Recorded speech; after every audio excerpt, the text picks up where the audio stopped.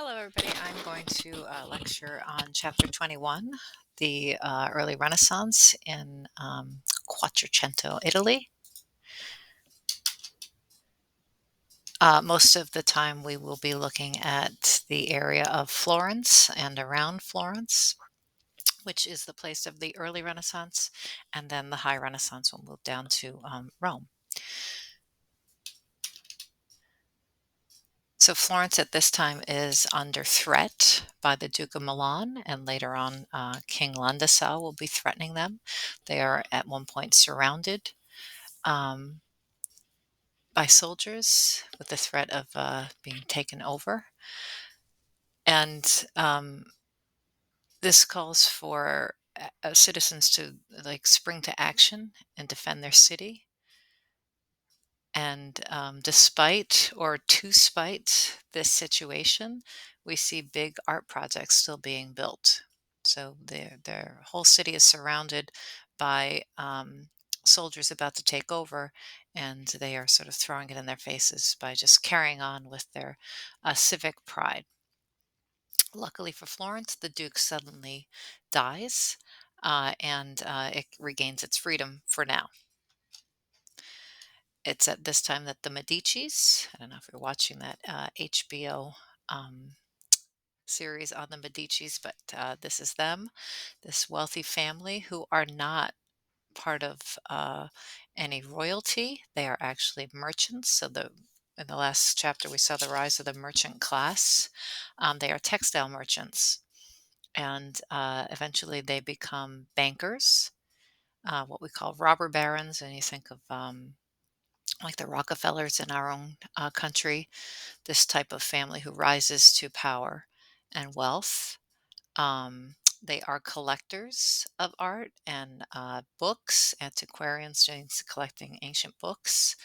And they are patrons of the arts. They put a lot of the money they make into art. And of course, this will reflect well on them as if they are cultured and educated and they can compete with royal patrons. So this is a bust of Lorenzo de' Medici. He was called Lorenzo the Magnificent. We think of the Renaissance as sort of starting with this one competition that was in Florence. If you were a young artist, um, you would go to study with a master. You would join a guild, and then to get commissions, you would often enter into competitions and hopefully win, and then be the artist in charge of a big project. And a lot of this would be out of your own pocket. So we have this competition for the doors of the Florence Baptistry. This is a building we looked at in the late Gothic, but we're talking about these bronze doors here that are going to be designed. So these 27 wealthy families get together and get their money together, and they are going to commission these doors to be the panels, scenes of the Old Testament, to be sculpted by one artist. And in this contest, they make requirements. So it has to be in the shape of a quatrefoil, and it has to show the scene of the sacrifice of Isaac. So in the story, this is Brunelleschi's entry. In the story, um, Abraham is asked by God to sacrifice his son Isaac to prove his loyalty. And so he takes him up on the mountain. And just as he is about to kill his son, sacrifice his son, an angel flies in and stops him and tells him, God does not want you to kill your son. You can go ahead and sacrifice this this goat over here, this goat. So here we have Brunelleschi's entry, and we see that it's quite the moment when Abraham is about to put the knife right in his son's throat. You see, he's actually grabbed his head, almost ready to break his neck, and the knife is right on him. And the angel flies in right at the right moment. You can see sort of like the grip on his arm. So it's very dramatic. As far as the composition, we see, the two main figures are here in the center, and we have Isaac's body, this very young Greek athletic looking body. Um, and we have Abraham in his sort of like drapery, looking very Roman-like. So this is, it's Renaissance-like, and this is the shape of the quatrefoil. We even have foreshortening here. These guys are like, this guy's, I don't know what he's doing. He's doing the horseshoe or something, and this guy's adjusting his sandal. And this is the other entry. There's many entries for the competition. Ghiberti and Brunelleschi are the two youngest, as it turns out, and it comes down to just these two. So this is Ghiberti's entry, of course, in the quatrefoil shape. And we have, a similar scene. We have, Abraham right here looking at Isaac, who looks back at him. So they're having this moment of sort of like he's thinking about it, maybe hesitating, and Isaac looks back at him, thinking, will you do it? They're thinking about the decisions that humans make. We're going to notice that, of course, we have a nude, athletic male. This is the Renaissance. The word means rebirth, and what is going to be reborn is all things um, classical, way of class showing the figure and classical text, philosophy, mathematics, science. All of this is going to come back. So it's the same moment, but not as violent and not like brute force. It's two thinking individuals looking at each other, which goes a lot more with humanism. And we have this angel flying in and this sort of sharp foreshortening. And foreshortening we looked at with Giotto, with these angels with their bodies coming forward very quickly. That's what foreshortening is. It's like the steep perspective. Um, and as you know from the chapter, Ghiberti wins. He has sort of more of the bells and whistles. We got the nude male athletic, we have the thinking moment, and we have the use of foreshortening. Um, So he wins, but one of the other reasons he wins is that he is much better at using the materials. He cast his bronze plaque in two pieces, and Brunelleschi used many. And turns out Ghiberti would have been much cheaper to hire. So that's another reason why he wins. So Ghiberti goes on to, do a lot of things. Brunelleschi, we'll see him again, does not go away. He becomes one of the most famous architects in the Renaissance. So these are the East doors called the Gates of Paradise. Michelangelo actually called them um, that Ghiberti designed. And of course, these are not the quatrefoil. These are a later version that we're going to look at. We'll go back to this when we get to perspective. The East doors that he carved are moved to the south, and 20 years later, he does new East doors and not in a quatrefoil. Of course, all these doors are now in museums. They're not actually at the baptistry. I showed you the picture of them at like all these people, but these are just duplicates. You can go to the museum and see them. We can see all this use of perspective. We'll go back to this when we get to perspective. So Ghiberti writes a book. He's thought of sometimes as the first art historian, along with Vasari. Um, and he often writes about how he is so sorry that things went out of vogue since Constantine put an end to the Greco Roman classicism, which is called the Middle Ages, like Romanesque and Gothic, which is all about Christian art, which is an odd thing to think. And he actually has a whole quote in his book about his glorious self, how he was unparalleled and one without exception. Everybody voted for him, which isn't quite true. Another major sculptural project in Florence is Or Saint Michel. It's or is part of the title of it. It's not the word or, it's Or Saint Michel, where each guild was assigned a niche. I guess this is a way to get, you know, lots of people to fund your artwork. You give them a niche here, this little thing, and tell them, what saint they're going to do. And usually it's the saint, their patron saint of their guild, and they will come up with the money to make the sculpture.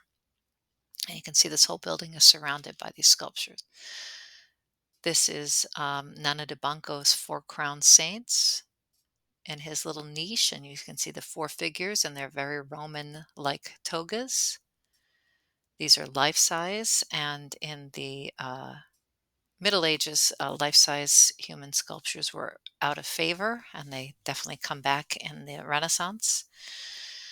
These four had defied a Roman order to carve a statue of a Roman deity because that is for pagans, and they were Christians, and they were put to death for this. So this is symbolizing, well, they were canonized, so they're saints for doing this, and it symbolizes, this idea of like holding true to yourself, which is also very reflective of the vibe in Florence at the time. This is what they're doing, so this goes with them. And we see four very individualized portraits carved. It's like each of them has their own personality. They're very lifelike. And this is part of the humanism of the Renaissance. This is, humans doing human things, reacting in human ways, thinking, and they seem to be conversing as if they're, learned men. It almost looks like, Socrates with his students there.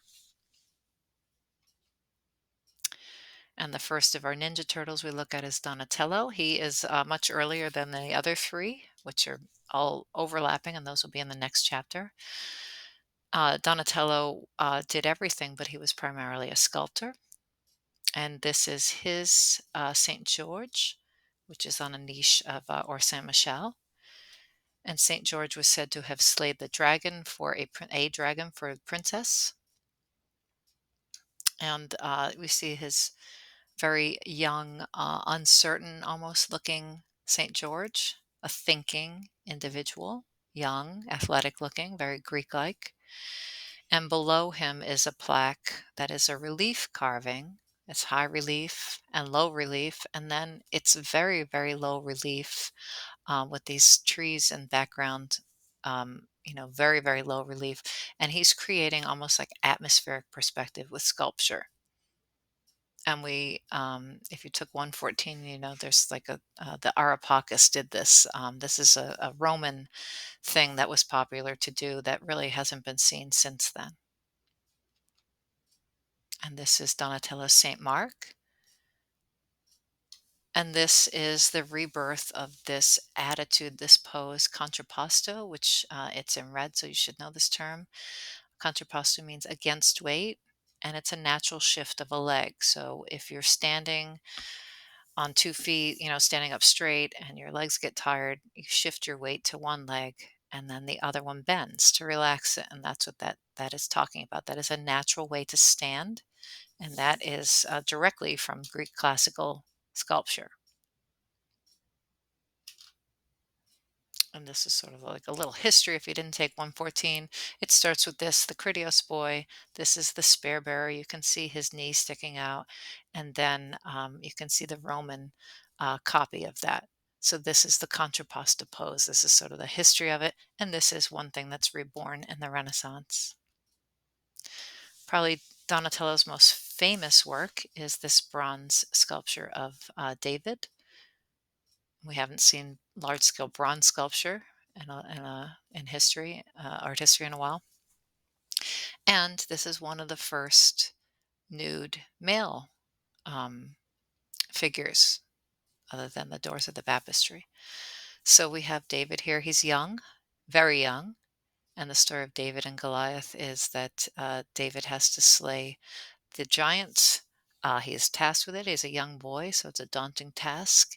And he does so with a slingshot, and you can see the rock here, and then he has to cut off his head. So he kills him with the slingshot and then cuts off his head. And this part of the story is the end, right? This is it after he's already done his thing. He's very relaxed. He is in his contrapposto. He's like a Greek sculpture. He wears, looks like a hat, but it's a helmet, and he has his long hair. So this is Donatello's David. This is also supposed to be reflective of Florence. Florence, defeats the Duke of Milan, and against all odds, even though they kind of did it because the guy died. This David reflects that. And this is an odd thing to happen at this time, this Greek nude boy sculpture arriving. Um, and it's probably a quotation of the Roman god Mercury. Right? We're in Florence and Rome and all over Italy. There's Roman sculpture everywhere. Artists would have been able to see these things. And here we have Mercury, who also wore a helmet and was also the slayer of dragons. So we see Donatello as sort of combining um, this Greco-Roman tradition and story with the Christian iconography. So at this point, humanism is bringing the classical past into the present. And Donatello does other very large scale bronze sculptures. This is Gattamelata, a fun name to say, which means honey cat. That was his nickname based on his mother's maiden name. And this we might even call a statue. A statue is like a public sculpture based on something historic or something somebody did that was historic. And in this case, it's Gattamelata as a mercenary. He is for hire. He would have his own army, and he is hired to protect Florence uh, and then sometimes Venice, but Venice has mercenaries as well. So private citizens would, commission them to fight. And so probably groups of people would commission this army to fight the Duke or somebody else. So this is very Roman. This idea of equestrian sculpture, equestrian meaning horse, and generals on this. This is a direct quotation of things that are happening, would have happened in Rome. Right. So here we have the Roman sculpture here.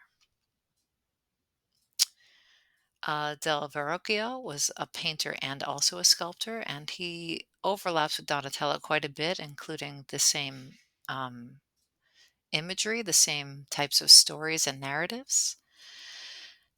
One of his students is Perugino, who we'll see in the future, and he was also a teacher of Leonardo da Vinci. And he liked to use oil paint, which Da Vinci will experiment with as well. But we look at him as a sculptor. And here's his David.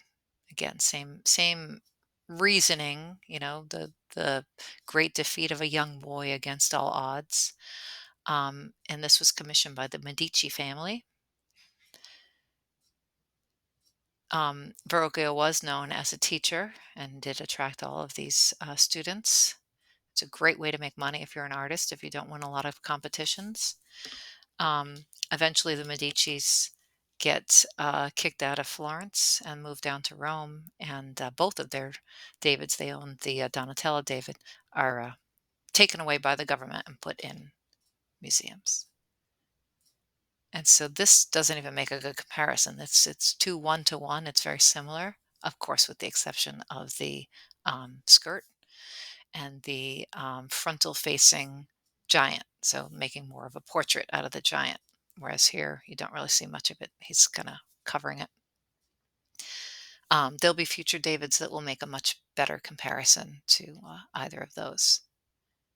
And Verrocchio also made giant equestrian sculptures. This is Corleone, a famous general.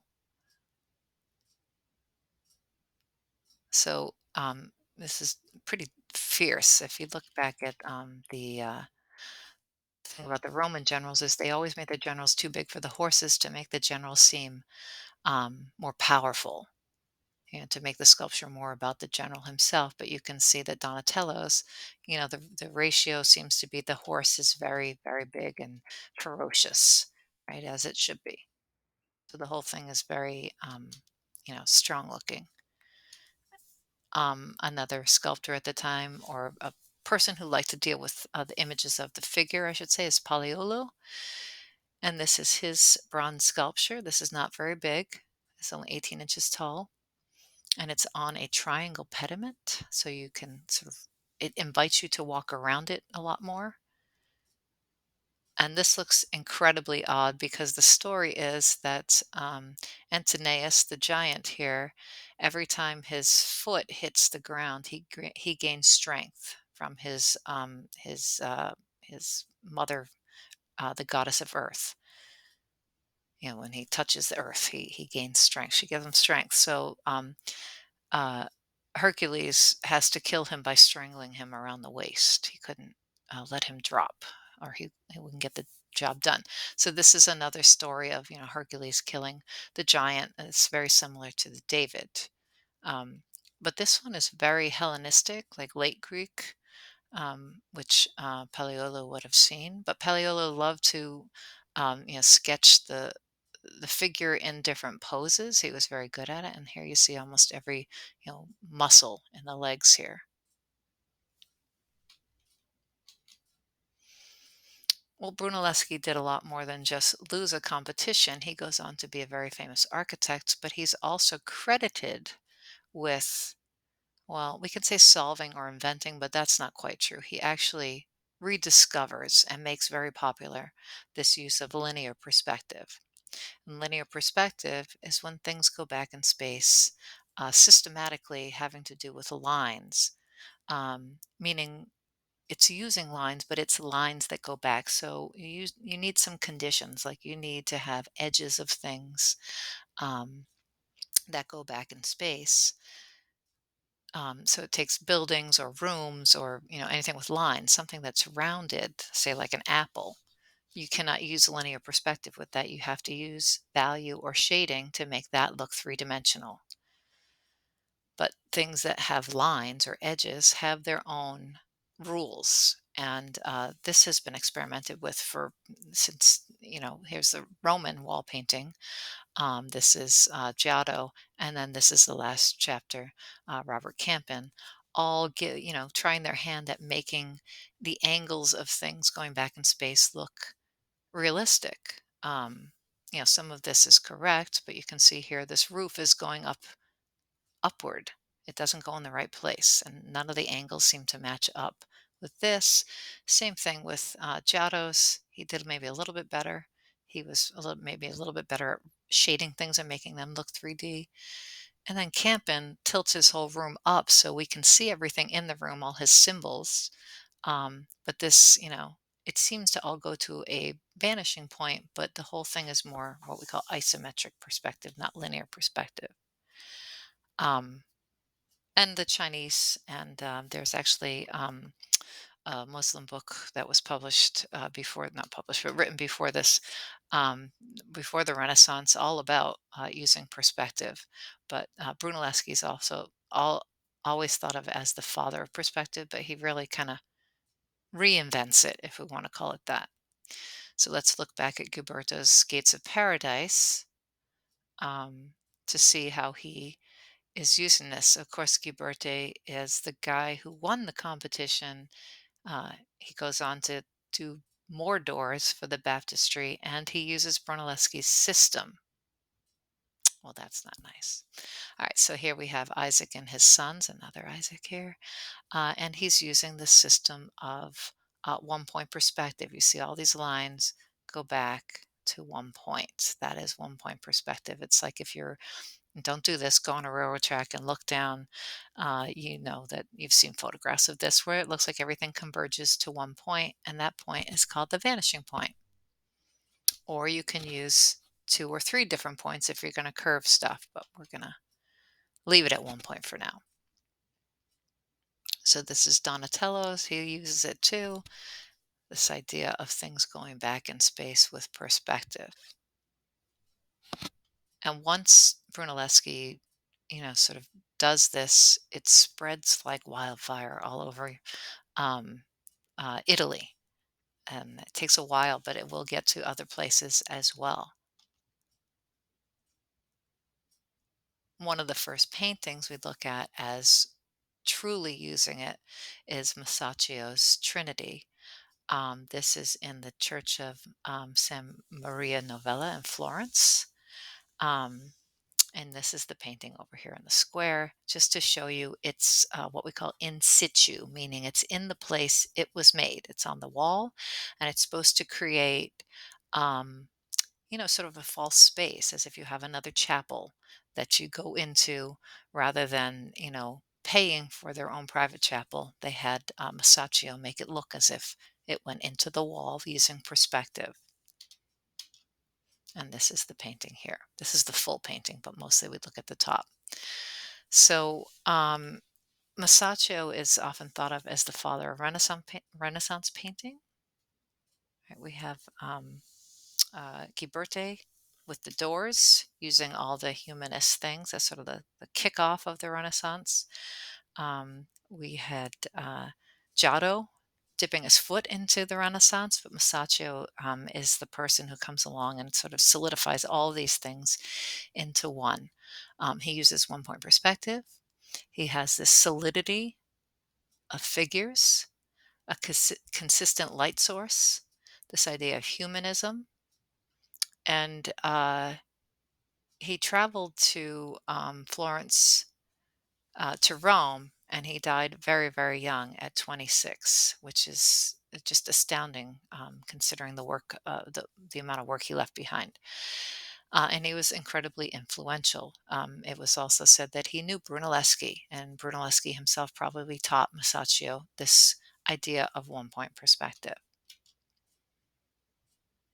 So we have everything, all the ceiling, the coffers on the ceiling here, this arch, they all line up and go sort of like right through the arms of Christ on his crucifix to the bottom below his feet.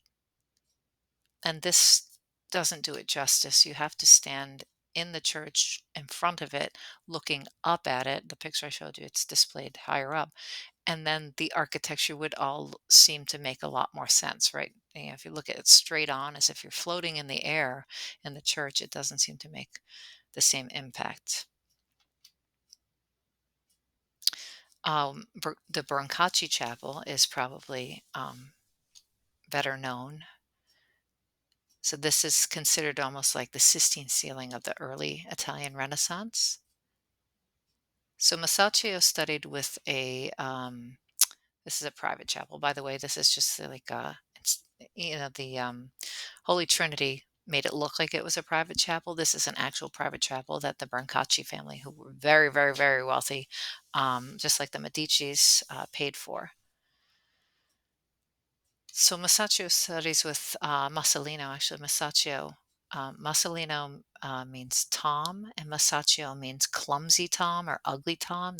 That's what the Italians do with their names. They usually name people either where they're from or some kind of cruel nickname. So Masaccio, that's what we're going to call him. So Masolino actually started the Brancacci Chapel, and then he got a commission to go work in for the King of Hungary. So he went there, and he left Masaccio to finish the chapel. So this red square on the right is the part that Masolino had done, and this part here on the left is when Masaccio took over.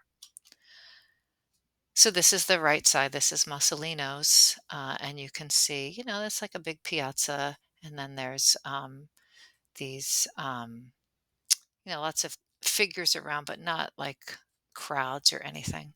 And then we have Adam and Eve up here. So that's the right side of it.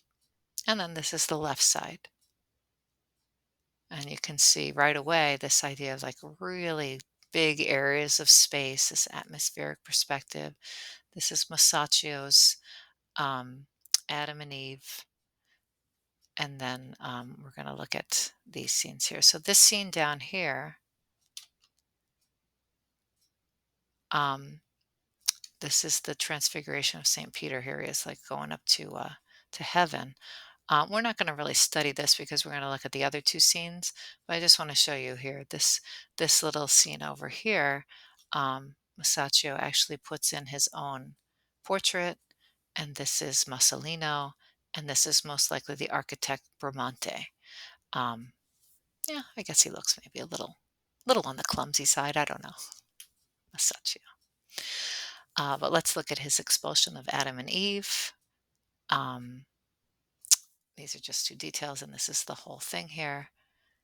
And you can see this is after they have done the unthinkable and eaten the apple from the tree, after the serpent tells Eve, "No, it's okay. Go ahead and eat it."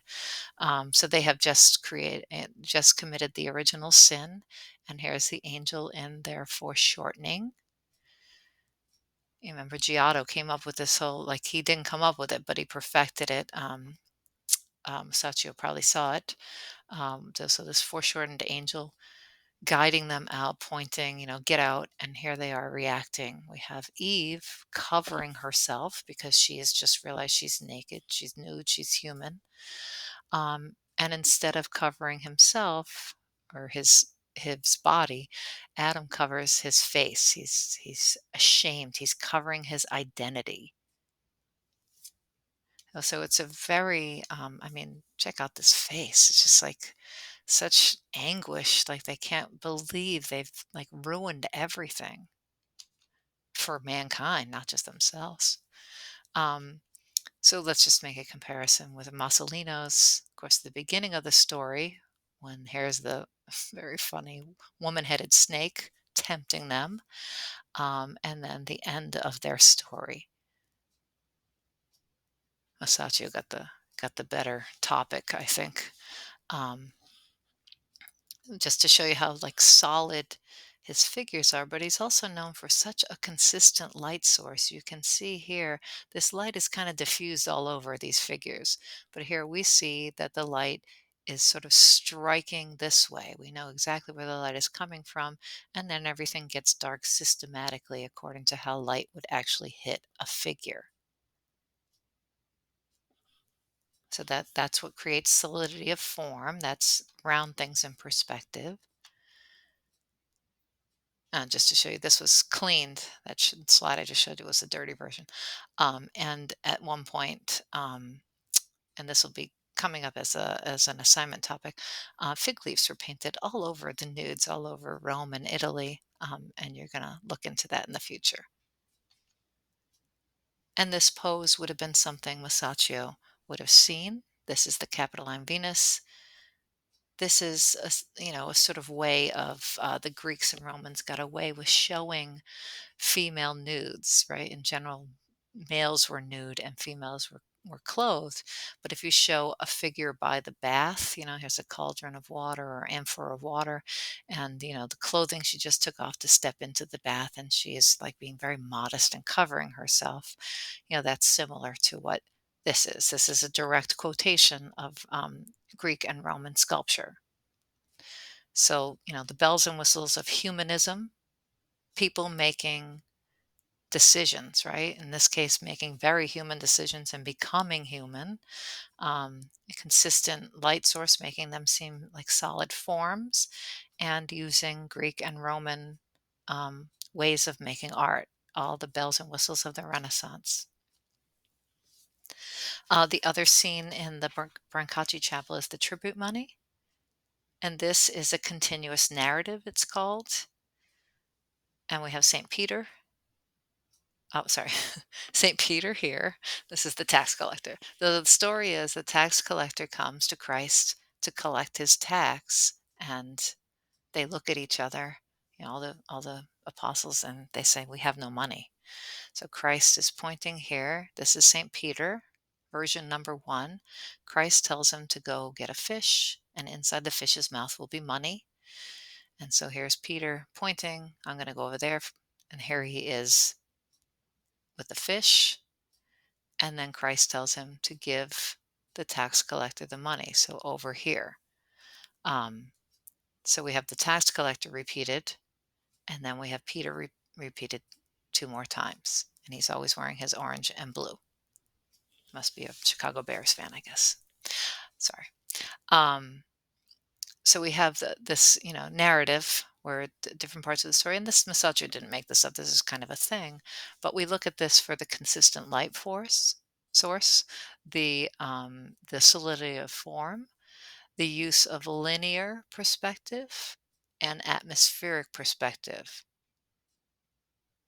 So these are all the things that come about in the Renaissance used by Masaccio.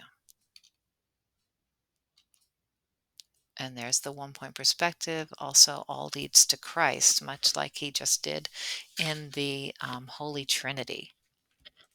And we're going to see other artists use one point perspective in a symbolic way as well. On to Perugino, who did a lot of things, and one of the best things he did was to teach Raphael how to paint.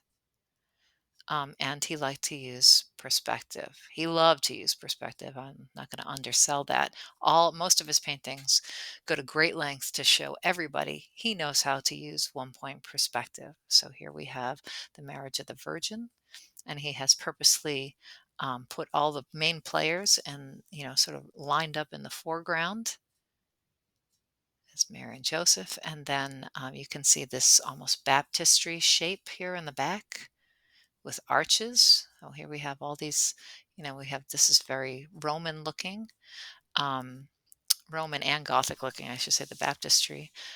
So that's part of the Renaissance. And then we have all of these lines on the ground that go to the vanishing point, and like they go, sort of create this triangle here surrounding the Virgin and Joseph. And this is his more famous one, Christ delivering the keys of the kingdom to St. Peter. St. Peter is thought to be the very first pope. Oh, sorry. Why am I circling the wrong one? This guy's in the orange and purple. And here's the giant key to the kingdom, which of course is the Catholic Church. He's going to be in charge of it on earth, the handing of authority here. And we see all of these lines going back into one point perspective. We have this baptistry, almost the same building here. And then we have two Roman triumphal arches on the sides. We have a consistent light source. We have all this use of drapery. We have a very human thing happening, a human, accepting spiritual power. So all the bells and whistles. Fra means brother or friar.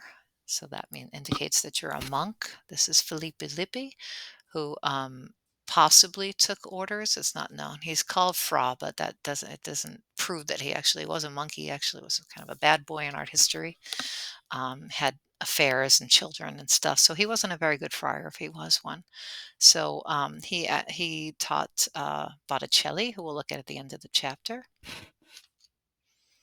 And this is his Madonna and Child. In Italy, Madonna, or Italian, Madonna means my lady, which also always refers to Mary. And the Madonna scene is Mary and Christ, usually. And in this case, it's Christ with two uh, angels. I'm doing air quotes. You can't see me. You see these awkward wings here, kind of foreshortened. It's said that Lippi went out in the street and just found children to pose for him. So that's maybe why this angel looks a little devilish. But we have a very human looking Christ baby reaching for his mother, intently, really. And she's like in a prayerful pose. Um, and then we have this other, sort of like architectural thing. And then she is sitting in a faux window. This is painted, this frame. There's another frame around it, actually. So the whole thing is painted like this, this value and things perspective on this windowsill are fake. And then she's sitting in front of this winding, craggly landscape, which is very similar to a famous lady's going to sit in front of a window like Mona Lisa. So Lippe has this style that is not like Masaccio's at all. It's actually what I call very linear, right? It has lots of lines and like little, you can see he uses all these little lines rather than like over blending. Things seem to have like crisp edges to them. And this is a style that Raphael will take from him. Fra Angelica, another brother, actually, this one's a very devout monk. He painted for the Dominican monks of San Marco. And this is his Annunciation. Again, the Annunciation is when Gabriel comes to Mary and announces she will have the child Christ. And we have these, Roman arches and Corinthian columns, a vault here, and then just this odd, like, landscape of current times, right? Like a picket fence here, and very decorative, linear looking nature. So this is not the modeling or solidity of Masaccio. This is much more like Lippi. And sorry, this is a blurry photograph, but this is at the top of a stairs in the monk's house. Um, and this is a big atrium that would be it. This is all just a museum now, but this was the house that they lived in. And you can see all the architecture that's in the painting is in, the actual monastery. So what he's doing is sort of creating this scene. This is probably actually their fence in, current times. So this sort of, using religious imagery, but updating it, just like the David updating the Mercury. And we're not going to really study this. I like to bring this in because it's nice to make comparisons to like Da Vinci's last. When we say Last Supper, we mean the Last Supper. We saw Dirk Boots, Last Supper, with his tilted table. Um, this is just like an odd composition because you can see obviously one of them doesn't belong here. Get on the other side of the table, Judas. You're not with us, right? And they're all reacting um, individually. Some of them don't look as horrified as maybe they should when Christ says, "One of you will betray me." And he's most likely seen Giotto's faux marble around Italy as well. Um, we'll bring that back when we get to Da Vinci's. And like Da Vinci's, this is all actually painted in the dining hall, the refectory. This one is for nuns. Da Vinci's will be for monks, and it's gigantic. It's the whole wall, so it's sort of life size. So every day when you went back to dinner to dinner, you would be dining at the Last Supper. Um, with as a monk, you would be reenacting the Last Supper every night at dinner. And we'll talk about that again with Da Vinci's. Ghirlandaio, we're not going to really study. I just want to pinpoint he is the teacher of Michelangelo. He's often sort of left out of art history because he didn't do anything that as good as everybody else or notable in art history. Um, and he didn't really even teach Michelangelo like about the way to paint because they have very different styles. But what he did teach him was all kinds of things about perspective, how to paint faux architecture, right? False architecture, meaning like these are meant to look like the actual things, and to paint in grisaille, which is that black and white technique to make things look like it's sculpture or stone. And those are things that Michelangelo is going to use in the Sistine ceiling. Botticelli is an artist that also worked for Lorenzo the Great Medici, and he was a student to Lippi for painting and Verrocchio for sculpture. And that was a self-portrait he stuck himself in. This is a thing that artists do, as you see. And this is his painting style. It's like Lippi's. It has this very line-like quality, but he is incredibly good at painting skin tone. And look at this. This is so real looking. It's like this faux metal. He's more, he's this two of his paintings he's very famous for. This is Primavera, which is possibly a picture made for Lorenzo's wedding. And we have it's a picture of Venus here with her son floating above her Cupid. Um,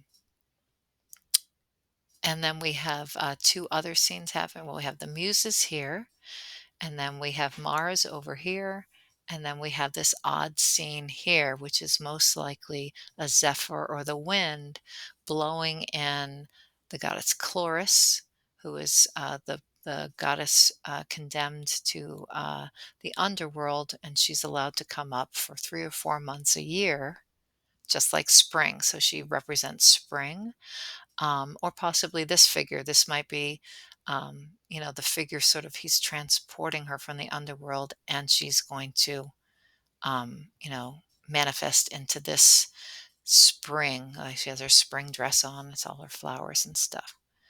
And Mercury is possibly there to indicate staving off of storms, but also Mercury's figure.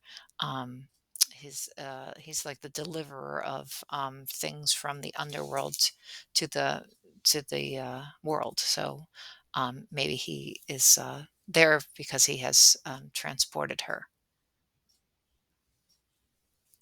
So we see mythological stories, possibly reflecting, Christian things, this idea of rebirth, regeneration in the spring, reflecting the life of Christ. Or it might just be a decadent piece of art that the Medici, that Lorenzo wanted. This is probably his more famous painting, The Birth of Venus by Botticelli.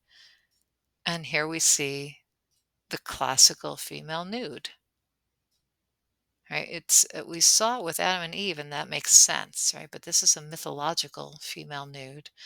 The myth of Venus as she comes into the world fully formed, and she comes on the foam of the sea, being blown to shore. So here you see it happening, and luckily she has a giant shell she's found to be blown onto the shore, surfing on it.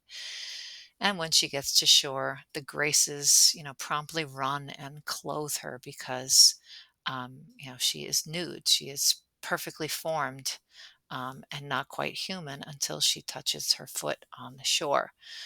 So this obviously has some religious connotations, original sin, um, but also at this time, the church with humanism comes this idea of philosophy, this regeneration of philosophy. And once people start questioning things, they question everything. So people are questioning, like, where does the soul come from? Are you born with your soul fully formed, or does that happen during your life? And so this might also be referencing that. And just a note about that, the church does open up the doors for this kind of thinking, this more questioning and, philosophy. And eventually, if you let people think on their own, they might not think what you want them to think. So um, we'll see how this goes for the church in the future. So those are the things I just said. All right, Montaigne, we're going to look at him for foreshortening. This is our guy for that. He loved to do foreshortening. So this is a chapel that he has. And this is at the top of the chapel, this oculus. An oculus is an opening, um, like the Pantheon in Rome. And he has all these angels and figures foreshortened. He was a master at it. We're also going to use the word trompe l'oeil. Trompe l'oeil means to trick the eye. That is a French term, but it means this kind of thing. Like, people looking up would think this is an actual opening in the ceiling. As a matter of fact, all of this stuff is fake. It's trompe l'oeil. He painted the whole thing to make it seem as if it's, a carved ceiling with these medallions and then this oculus. And this is his engraving, St. James. You see, he's lowered his viewpoint to be bug's eye. There's bird's eye level, bug's eye. So you're looking up at all these figures just so he could show you how incredibly good he is at this idea of foreshortening. He probably was looking at Masaccio's Holy Trinity with these coffers here like this. So Montaigne and foreshortening. This is his foreshortened Christ. Probably one of the oddest paintings of Christ ever, because he's already, it's the lamentation. You could see their reactions here, but it's in such a strange I mean, if you foreshorten something so steeply, everything gets so incredibly awkward. um and so of course he was criticized for showing Christ's feet to be like the forefront of the painting. um but he just absolutely loved foreshortening. He took every opportunity to do this. And Pagliolo, we saw him at the beginning with the bronze sculpture with Antinous and Hercules. He studied the human form in many different poses and different materials, almost like Greek vases. He makes like fighting figures. He probably had, studied Greek engravings or Greek vases and made engravings of them. So that's just a good example of like that. This is what the Renaissance, this is just like a whole Greek scene here. There's like no religious iconography at all here. This is all just, uh, you know, a Greek quotation. All right, on to architecture. We're going to look at the dome, El Duomo, of the Florence Cathedral. Remember, the cathedral was already built. They built the cathedral without having a plan for the dome, and it actually remained open to the sky for a long time until Brunelleschi, our loser of competitions, is commissioned to, or actually wins a competition to build the dome. And he comes up with this um, way of sort of making rings of scaffolding around it. And it's like a shell and a shell and a shell. Um, and it's a very odd shape. And the problem, like many people have made domes, the Romans came up with a way of doing it that has been imitated with Gothic cathedrals. The problem is those buildings were made at the same time. They had a plan for the dome. This is an odd shape to begin with, um, that he had to deal with. He had to figure out, how it's like taking something very heavy and putting it on something that's not as heavy, figure out how to do it in a very odd shape. And so he became very famous for creating this dome. And these are that's his drawing there of it. And he did this herringbone pattern to interlock the bricks for strength.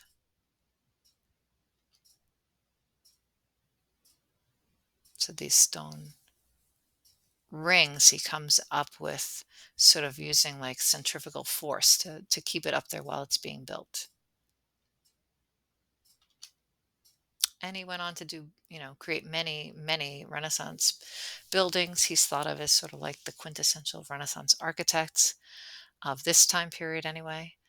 Um, this is called the Hospital of the Innocent. That's the Italian word for it. And this is based on a visit he made to Rome. He would have seen many Roman buildings. And like the Greeks, I always think of this as Greek and Roman because it's very rational, mathematical, and austere. And that is his style, and that becomes a style for the Italian Renaissance. He also liked to use white stucco with gray stone. So here's looking straight on it. You can tell it's a hospital. Even in America, we have that blue sign. So here we have the Roman arch, the Corinthian capital, and we see them all lined up systematically and everything, the windows above with their pediments centered on the arch and the medallions centered in between those. So everything is like a modular unit. Indeed it is, based on these circles and X's. We don't have to memorize the math. This isn't a math class, but just like other famous buildings like the Parthenon, it's dealing with, coming up with mathematical proportions to try to design a rational and perfect building.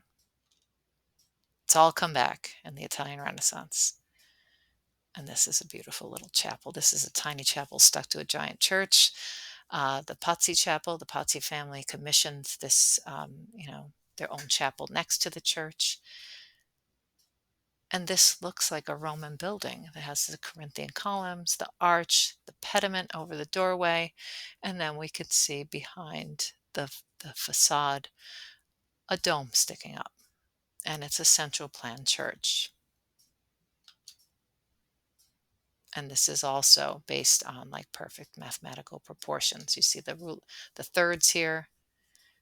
So the thirds up and the thirds vertically as well. So it's like a giant square. And this is the plan. So you walk through a temple front almost, and you get into this big open central plan dome. And that's what it would look like. So again, the white and gray, big tip off that it's a Brunelleschi building. Giant Roman arches. And I'm sure you thought of this already. it looks a lot like the Pantheon on a very small scale, which is like a Roman or a Greek temple front and a Roman dome in the back. This is the interior of San Lorenzo, and we have, I mean, this looks just um, like a Roman building with all these arches, but you can see that it's Christian art, Christian architecture because it has the aisles, right? It's all designed to go towards the altar. If you took 114, you heard all about Romanesque and Gothic church architecture. This is, of course, the same design, but in a very sort of refined, austere, um, rational way. And I'm showing you the interior because the exterior is nothing to look at. It was never really finished, but you can see it's next to the dome. And then our last architect we're going to look at is Alberti. The Italians love this paneled marble. That's you saw the Florence Cathedral, the Florence Baptistry. Many buildings made in Gothic Italy have this sort of paneling. Marble is abundant in Italy, which is why we're going to see a lot of marble sculpture in the near future. But we could say this is a lot more decorative than Brunelleschi's. It has these scroll-like things, so it has the same kind of elements. These are faux arches. Um, so this is sort of like classical, but mixed with Gothic Italian. And then this is probably his more famous Sant'Andrea. Alberti's also famous for writing a book on architecture, which lots of architects, throughout art history have read on describing the perfect church design and how to use math to make, a perfect building. Here you have our pediment and our Roman arch. We have our engaged columns. We have our three parts, which is very Gothic as well. All right, so that's it for this chapter. I apologize, that was a little long, but it's a big chapter. And our next one's even bigger when we get to the rest of the Ninja Turtles. All right, thank you.